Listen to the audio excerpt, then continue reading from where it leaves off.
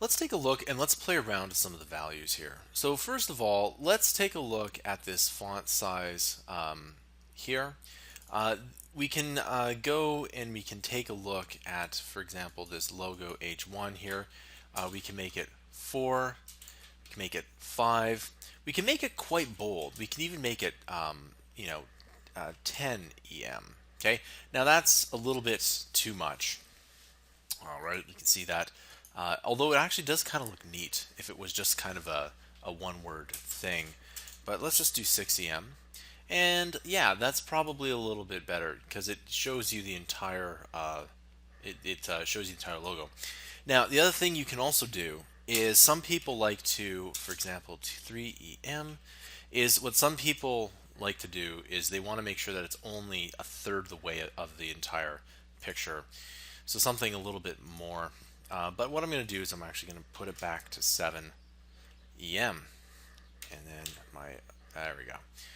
So yeah, that actually looks it looks pretty good.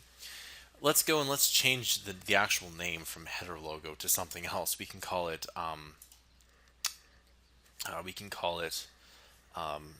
dark coffee. Okay, and then of course you're going to change this the way it works.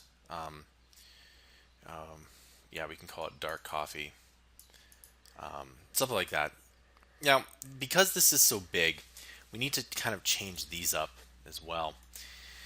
So let's go and let's hop into the CSS here, and we'll say something along the lines of we have the font size of these columns here. See, if we made them 300, that's huge, too much.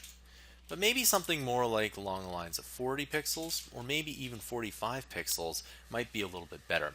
One thing I like to do personally is make everything big and bold. So we could probably even go a little bit more than that. We could probably even go like 53, and that's just a bit too much. Maybe 50, and if not 48. So I always like to make things as big as bold as I possibly can. So that looks pretty good, just like that.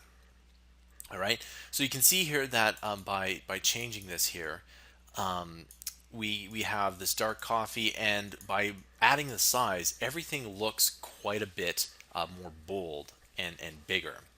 This concludes the tutorial.